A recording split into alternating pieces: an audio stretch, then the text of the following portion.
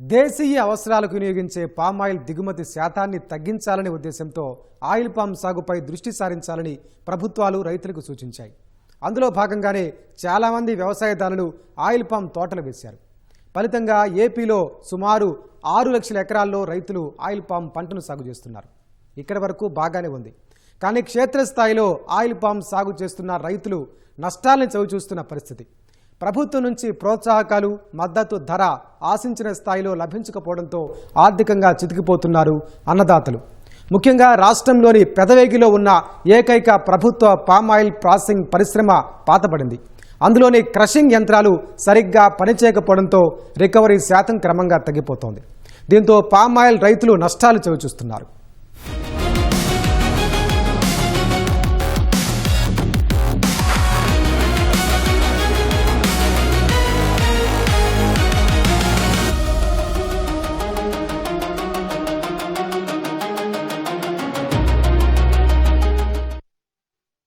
ఏలూరు జిల్లా వ్యాప్తంగా కూడా దాదాపు 4 లక్షల హెక్టార్లలో రైతులు ఆయిల్ ఫామ్ను సాగు చేస్తున్నారు.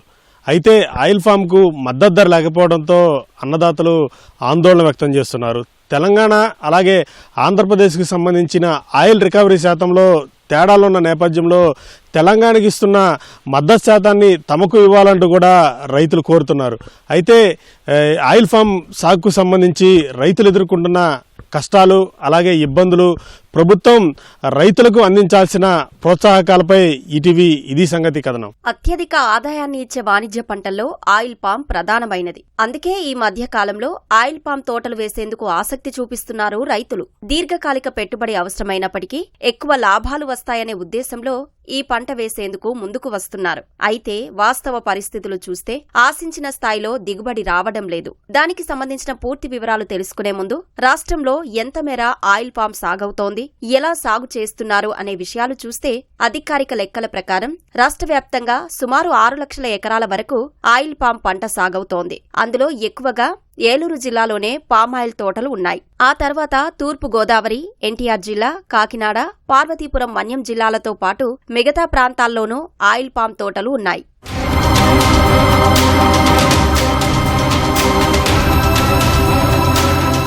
ఒక ఎకరం ఆయిల్ పామ్ తోటలో సుమారు 45 నుంచి 60 మొక్కలు ఉంటాయి. అయితే వీటి పెరుగుదల వేగంగా ఉండేలా, అంటే సూర్యరశ్మి తగిలేలా త్రిభుజాకార పద్ధతిలో నాటుతారు. ముందుగా చెప్పినట్లు ఇది దీర్ఘకాలిక పెట్టుబడి పంట.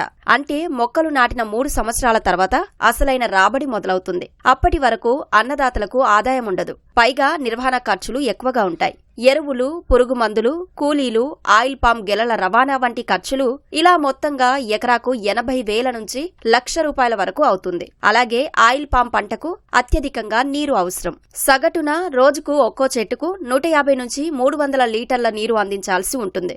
అందుకే ఆయిల్ పామ్ తోటల్లో డ్రిప్ ఇరిగేషన్ అనేది ఖచ్చితంగా ఉంటుంది. ఈ పంటకు అధిక ఉష్ణోగ్రత, అధిక తేమ వంటి వాతావరణ పరిస్థితులు అనుకూలంగా ఉంటాయి. ఇలా అనేక రకాలుగా ఆయిల్ పామ్ సాగు అనేది కొంత సవాలుతో కూడుకున్న పని అని రైతులు చెబుతున్నారు.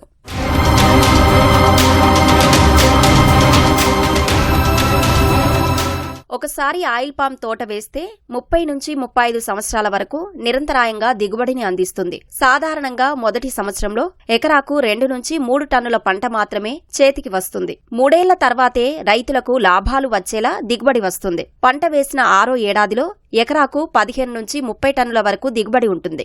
ఆ తర్వాత నిర్వహణను బట్టి 3 దశాబ్దాల పాటు లాభాలు పొందే అవకాశం ఉంది. మరి పామాయిల్ సాగులో రైతులు ఎదుర్కొంటున్న సమస్యలు ఏంటని చూస్తే, పండించిన పంటకు ఆయిల్ శాతం ఎంత వస్తుంది అని చెప్పే సరైన వ్యవస్థ అందుబాటులో లేదనేది రైతుల నుంచి వినిపిస్తున్న ప్రధాన ఆరోపణ. దాంతోపాటు భూమి స్వభావాన్ని బట్టి ఆయిల్ పామ్ తోటల్లో ఎలాంటి ఎరువులు వేయాలి, ఏ సమయంలో ఎటువంటి రసాయనాలు చల్లాలి అనే విషయంపై రైతులకు అవగాహన కల్పించడం లేదు. దీనివల్ల 24 అడుగుల ఎత్తు వరకు ఎదగాల్సిన చెట్లు తక్కువ ఎత్తుకు పరిమితమవుతున్నాయి. దీంతో దిగుబడి శాతం తక్కువగా ఉంటోంది. మరి ఈ విషయాలన్నింటిపై రైతులకు అవగాహన కల్పించేలా ప్రభుత్వం ఆయిల్ పామ్ మోడల్ తోటలను ఏర్పాటు చేయాలని రైతులు కోరుతున్నారు.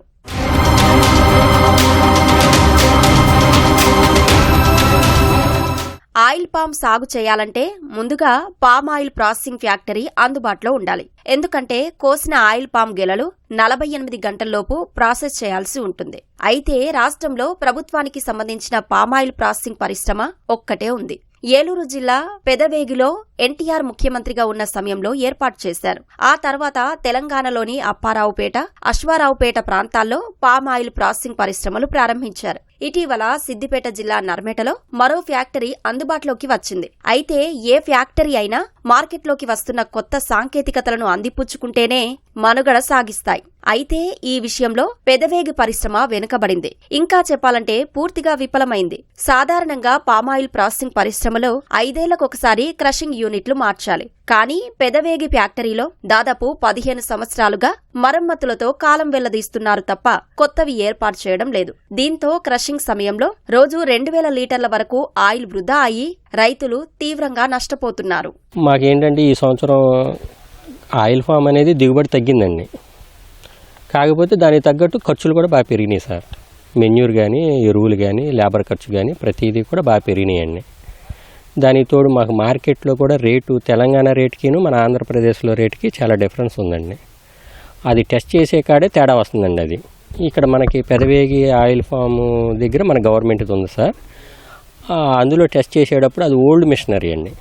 మనకు పర్సంటేజ్ పెద్దగా చూపించట్లేదండి. అలాగే పాతబడిన యంత్రాల కారణంగా ఇక్కడ పరీక్ష చేసిన ఆయిల్ శాతం తక్కువగా వస్తోంది. గతేడాది ఈ ప్లాంటులో నూనె శాతం అంటే ఆయిల్ ఎక్స్ట్రాక్షన్ రేట్ OER 16.8% వచ్చింది. అదే తెలంగాణలోని అశ్వారావుపేట ప్లాంటులో 19.36% వచ్చింది. పెదవేగి ప్లాంటులో సుమారు 2.56% తగ్గింది. ఈ లెక్కన టన్నుకు 2400 వరకు రైతుకు తక్కువ ధర లభిస్తోంది. మరో విషయం ఏంటంటే ఈ ప్లాంటులో నిర్ణయించిన ధరనే రాష్ట్రంలోని ప్రైవేటు పామాయిల్ పరిశ్రమలు రైతులకు ఇస్తున్నాయి. మరి OER తక్కువగా రావడానికి కారణాలేంటని చూస్తే ఆయిల్ పామ్ గెలలను ఉడికించి ప్రాసెసింగ్ కు పంపాలి. ప్లాంట్లో ఉన్న పరికరాలు పాతవి కావడంతో స్టీమ్ సరిగా జరగడం లేదు. లీకేజీలు ఎక్కువగా ఉన్నాయి. అలాగే పనిచేసే సిబ్బందిలోనూ నైపుణ్యం కొరవడిందనే అభిప్రాయాలు ఉన్నాయి. దీంతో రైతులకు నష్టాలు తప్పడం లేదు. ఈ నేపథ్యంలో ప్రభుత్వం రైతులకు 21.01 ఆయిల్ రికవరీ శాతం ఆధారంగానే చెల్లింపులు చేయాలని నిర్ణయించింది. అయితే ప్రైవేటు పరిశ్రమలు ఇందుకు అంగీకరించడం లేదు. రూరల్ ఎకానమీలో ఇది అవసరమైన పంట. దీంట్లో కోకో పండుతుంది, 40 మొక్కలు వేసినప్పుడు వక్క పండుతుంది, మిరియం పండుతుంది, నట్టు మొగ్గ పండుతుంది. ఇవాళ ప్రజెంట్ సినరీలో 6 లక్షల ఎకరాల పామాయిల్ ఉంటే ఓన్లీ 24 లక్షల టన్నులు పంట పండుతుంది. అంటే యావరేజ్ మీద 4 లక్షల టన్నులు కూడా పండట్లా. ఇవాళకు కూడా OER ఆయిల్ ఎక్స్ట్రాక్షన్ రేషియోలో మేము ఇబ్బంది పడతానే ఉన్నాం. 23% రావాల్సింది 20% ఉంటుంది. మోడల్ ఫామ్స్ని ప్రతి మండలంలో కూడా పైలట్ ప్రాజెక్ట్ కింద మూడు తీసుకున్నప్పుడు ఒకటి ఫెయిల్ అయినా 2 ఉంటాయి. బ్లాక్ సాయిల్స్లో, రెడ్ సాయిల్, డిఫరెంట్ సాయిల్స్లో డిఫరెంట్ మోడల్ ఫామ్స్. పామాయిల్ అంతర పంటలు, కొబ్బరి అంతర పంటలు, మామిడిలో ఏమేయచ్చు అంటే డిఫరెంట్ క్రాప్స్లో మనం ఎలా చేయాలి అనేది ఇప్పుడు మా యొక్క ఉద్దేశం. దాని గవర్నమెంట్ ఆఫ్ ఆంధ్రప్రదేశ్ కూడా ముందుకు వస్తుంది. ఈ సంవత్సరం మోడల్ ఫామ్స్ కూడా మొదలు పెట్టారు. మా డిమాండ్ ఏంటంటే ఇక్కడ ఆయిల్ని, ఇక్కడ ఫ్రూట్ని మనం అక్కడ టెస్ట్ చేసుకున్నాం. దానికి కూడా ఒక రీజన్ ఉంది. ఎక్కడైతే మనం టెస్ట్ చేసామో అది అప్పారావుపేట అవ్వచ్చు, లేకపోతే అశ్వారావుపేట అవ్వచ్చు. అశ్వారావుపేటలో టెస్ట్ చేసిన ఫ్యాక్టరీ ఉమ్మడి ఆంధ్రప్రదేశ్లో 2 రాష్ట్రాలు కంబైన్డ్గా ఉన్నప్పుడు ఈ ఆయిల్ ఫెడ్ కింద నిర్మించబడినటువంటి ఫ్యాక్టరీ. కాబట్టి అక్కడ మనం నిర్మాణం చేసిన ఫ్యాక్టరీ స్టేట్ బైఫర్కేషన్లో విడిపోయి తెలంగాణకి వెళ్ళినంత మాత్రాన అక్కడ టెస్ట్ చేసుకోకూడదు, ఆ టెస్ట్ నుంచి వచ్చిన రిపోర్టుల్ని పరిగణనలోకి తీసుకోకూడదని ప్రైవేట్ ఫ్యాక్టరీలు చేస్తున్న వాదనలో ఏమాత్రం అర్థం లేదు. ఇది అనైతికమైనటువంటి వాదన.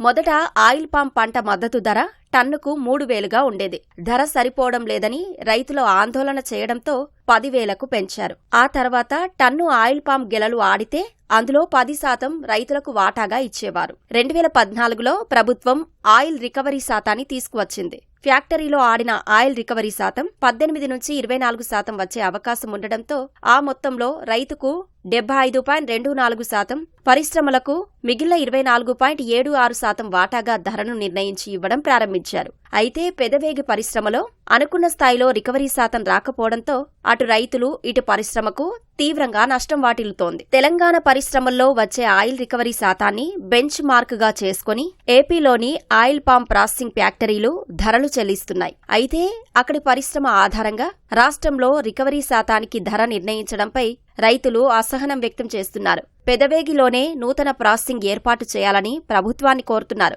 ప్రభుత్వం అనుమతిస్తే అసోసియేషన్ ద్వారా తామే నిధులు సమకూరుస్తామని చెబుతున్నారు. నిధులు సమస్య అయితే గనక మేము ఈ మధ్యన 10,000 మంది రైతులతో ఒక అసోసియేషన్ ఫామ్ చేసుకున్నాం, రిజిస్టర్డ్ అసోసియేషన్.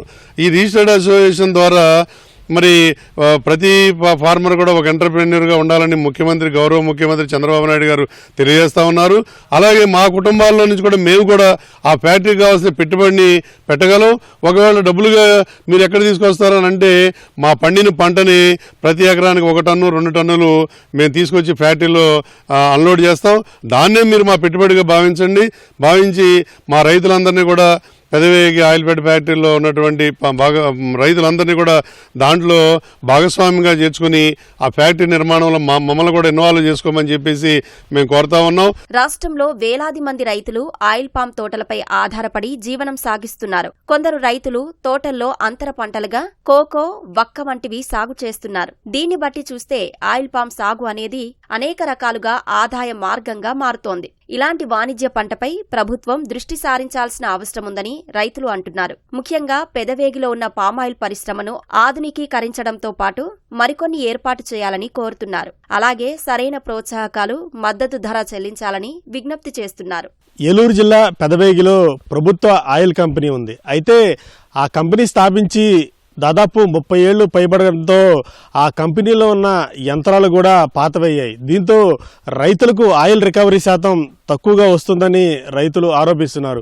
ఆ కంపెనీని పునర్నిర్మాణం చేయాలి, లేని పక్షంలో తమకు అనుమతిస్తే ఆ కంపెనీని తామే పునర్నిర్మాణం చేస్తామంటూ కూడా రైతులు ముందుకొస్తున్నారు.